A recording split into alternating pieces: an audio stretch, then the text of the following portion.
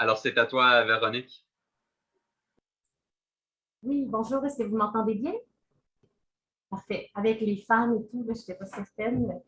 Ben, c'est un peu intimidant de parler après tout vous, mais dans le fond, ce que je vais dire va un peu compléter aussi ce dont Jonathan parlait, de créer nos propres espaces, dans le fond, pour réavoir du pouvoir sur nos vies. Parce que, dans le fond, on m'a demandé avant de parler, moi, je suis à la table des groupes de femmes de Montréal, as-tu des exemples dans des groupes inspirants de démocratie directe? Puis, malheureusement, je pense qu'il y en a, mais il y a vraiment une transformation du milieu communautaire où, la, euh, dans le fond, on devient encore de plus en plus à offrir des services, puis où les citoyens et citoyennes sont finalement là pour patcher dans des assemblées générales, le rapport annuel des salariés, mais il y a beaucoup de l'essence du communautaire qui pourrait être ces lieux-là où on crée finalement des espaces de démocratie directe, qui a à changer. Puis là-dessus, dans le fond, vous devez tous. Je pensais qu'Éric Schrag serait là, qui aurait pu nous en parler du développement historique du communautaire. Fait que j'en ai pas trouvé des grands. Il y a des petits exemples, mais c'était pas. Je pense que justement, il faut commencer à démocratiser nos milieux, puis c'est un travail qu'on a à faire collectivement. Je voulais un peu amener des questionnements par rapport aux différents processus où des fois on a une tendance à idéaliser les processus, puis de les voir un peu comme des processus neutres qui ne sont pas dans la société dans laquelle on est. Puis, dans le fond, je pourrais vous donner plein de moyens pour essayer d'être plus inclusif dans les structures officielles, mais ce qui peut être problématique, comme dans les différents exemples qui ont présentés au début, c'est un peu de penser que le meilleur argument va ressortir de l'Assemblée. Tout le monde qui est à l'Assemblée va prendre la parole de la même manière, va avoir la même attention de tout le monde. Donc, j'en profite pour dire bye-bye à Jonathan qui s'en va. Dans le fond, dans ce type de manière-là de s'exprimer, c'est un peu ne pas prendre en considération qu'on vit dans une société capitaliste, patriarcale, raciste, colonialiste. Donc, est-ce que d'instaurer ces processus-là dans une société qui n'est pas cette société égale ne pourrait pas contribuer à même accentuer des inégalités qui existent déjà? Donc, je pense que quand on réfléchit sur ces processus-là, il faut vraiment avoir de l'avant, tantôt, Jonathan parlait de l'intersectionnalité, mais vraiment cette lunette d'analyse-là, où est-ce que les processus vont avoir le même effet sur tout le monde? Comment, dans le fond, les différents systèmes d'oppression vont s'articuler par rapport aux personnes? Puis, justement, comme je disais, est-ce que les processus vont même pouvoir accentuer les inégalités déjà existantes? Euh, donc, quand on parle justement dans ce qu'on valorise actuellement dans notre société, c'est quand même un mode de langage on a des langages normés dans les types d'assemblées délibératives dont on parle, où le langage qui est valorisé, ça va souvent être un langage académique, on va souvent, bon là aujourd'hui, je vois, on est, je pense, 4 femmes sur 20, donc on pourrait dire qu'on pourrait mettre l'alternance homme-femme pour favoriser la parole des femmes, mais ça mettrait sur le poids de 4 personnes de parler à chaque tour de parole. Je ne suis pas certaine que ce serait le processus le plus inclusif. Mais dans le fond, c'est vraiment ce type de langage-là qui peut être valorisé dans ces types d'assemblées-là. Comment ces assemblées-là ne vont pas nécessairement devenir même violentes pour certaines personnes qui y participent, ou finalement, on dévalorise leur vécu, on dévalorise leur façon de s'exprimer.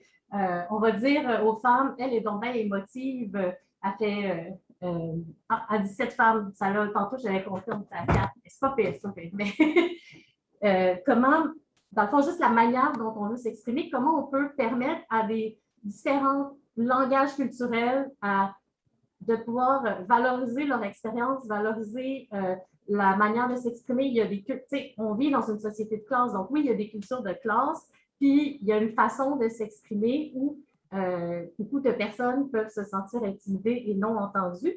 Donc, d'où l'importance de créer des lieux non mixtes, selon moi, qui vont permettre de reprendre ce pouvoir-là. Donc, non mixte, oui, un retour dans le fond, autant les groupes non mixtes femmes que des groupes de non-mixité de personnes LGBTQ+, de groupes de non-mixité de personnes immigrantes et des gens des classes populaires aussi. Donc, vraiment en recréant ces groupes-là. Et justement, moi, mon questionnement que j'avais sur les processus de démocratie directe, c'est de me dire pourquoi on veut les mettre en place. Est-ce que c'est pour plus de rapports égalitaires dans la société ou c'est parce qu'on tripe sur le processus? Et si l'objectif, c'est plus de rapports égalitaires, est-ce qu'on est rendu justement à plus recréer nos mouvements de contestation? Puis là, je reviens avec la question du rapport de force. Quand on veut gagner quelque chose, est-ce que les classes populaires vont avoir gagné l'augmentation du salaire minimum par une grande délibération ou on va l'avoir gagné en créant un rapport de force avec la classe dominante qui ne veut pas nous le donner? Donc, il y a un peu, donc moi je pense que la démocratie, il n'y a pas de, je trouve que c'est intéressant d'essayer des processus, puis on peut expérimenter puis s'adapter, mais elle doit être avant tout un lieu pour se regrouper ensemble et retrouver du pouvoir, et on doit se questionner sur à tout prix ce désir dans le fond, c'est pourquoi on veut la mettre en place. Est-ce que c'est pour plus d'égalité? Est-ce que c'est pour un idéal délibératif? Et on ne parle plus beaucoup du rapport de force dans nos mouvements sociaux et je pense que c'est important de l'amener, cette question-là aussi. Il y a des gains. D'ailleurs, on va parler de la Suisse un petit peu. En Suisse, le droit de vote des femmes a été en 1971 parce qu'il fallait qu'il se fasse par initiative référendaire et il avait été amené dans une initiative référendaire, si je me souviens, en 1959. Puis, ben, les hommes ont voté contre le fait que les femmes pouvaient avoir le droit de vote en Suisse. Et donc, je pense qu'il y a quand même, quand on dit de pas ces questions-là, il faut se les poser. Et puis, le cas de la Suisse, je ne sais pas, je vous inviterai à lire le livre Démocratie directe, c'est ça le titre de Yannis Papadopoulos, qui est excellent, où il parle comment les mouvements sociaux, finalement, tout leur travail finit par être axé sur un échéancier référendaire. C'est quoi les différents calendriers de consultation qu'il y a? Donc, on va souvent penser l'action des mouvements sociaux comme on veut faire un référendum d'initiative populaire pour gagner une revendication. Et finalement, on finit par, au lieu de travailler un peu à se mobiliser, il y a ça, mais à vraiment toujours voir les luttes citoyennes dans ces processus-là qui sont axés sur les calendriers référendaires. Donc, je pense que c'est des questions à se poser. Et d'ailleurs, on voit beaucoup, dans la pseudo-démocratie participative de la Ville de Montréal en ce moment, il y a justement cette nouvelle classe du communautaire qui passe son temps à des consultations de la Ville de Montréal, à dire, puis finalement, qui ne parle pas avec les citoyens et citoyennes nécessairement des revendications qui vont mettre de l'avant ces consultations-là. Donc, on dit on a participé à des consultations, mais est-ce que ces consultations-là ont vraiment été l'occasion, même dans notre milieu, ce qu'on dit comme organisme, il est ancré dans la réalité des membres. Donc, une démocratie directe, ça peut être de commencer à, quand on va dans ces consultations-là de la Ville de Montréal, qui ne sont pas des consultations directes du tout, c'est des processus de consultation participative, mais qu'au moins, nous, comme groupe, on fasse ce qu'on voudrait que la Ville de Montréal fasse et soit plus direct.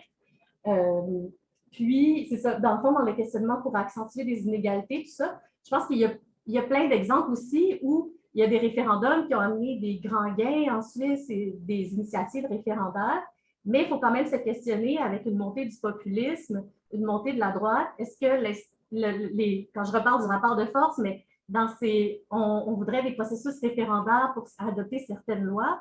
On sait que les médias n'appartiennent pas aux gens en ce moment.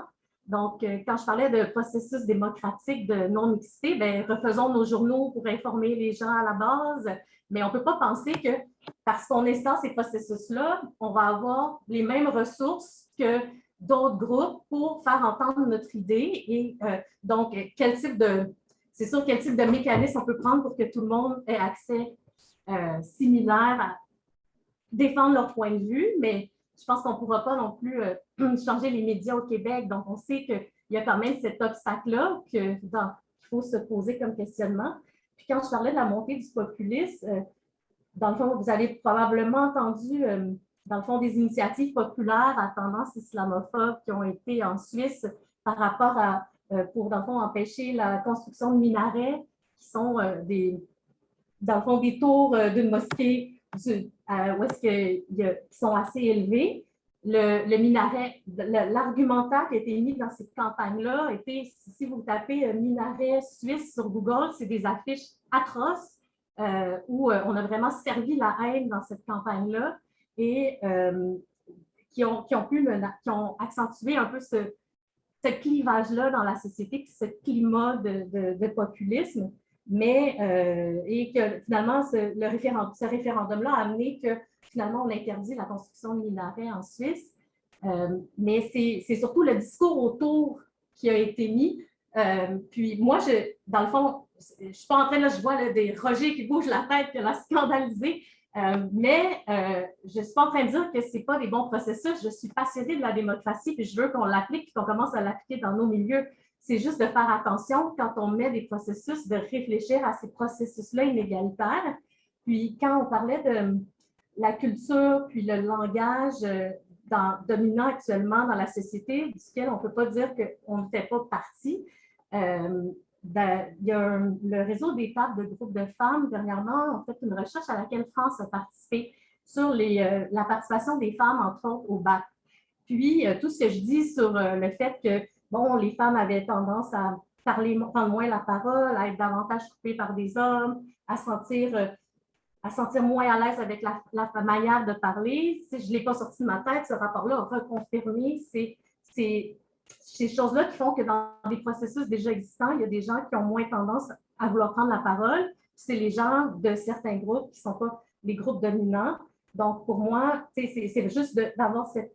moi, je voulais juste amener un peu cette analyse critique-là pour essayer qu'on vous pousse plus loin puis qu'on essaie de trouver un moyen que la démocratie directe soit un moyen de diminuer les inégalités et pas de les accentuer. Puis, comme j'ai dit, il y a plein d'exemples. Comme un exemple est très intéressant à Montréal par rapport à mettre en place des processus de démocratie participative ou directe, c'est le fait de donner la parole, entre autres, aux jeunes qui n'ont pas le droit de vote.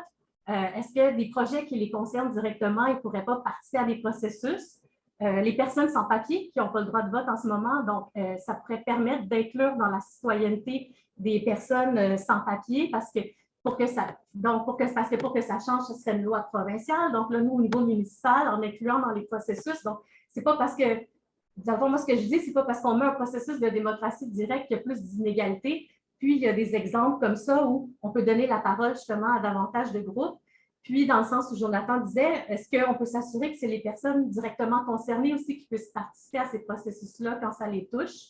Donc, j'espère qu'on va trouver des solutions qui vont être porteuses d'espoir puis qui vont servir un peu, parce que je pense qu'on est tous pour la justice sociale ici, donc ils vont servir l'idée de justice sociale plutôt que d'accentuer certaines inégalités. Merci, Véronique.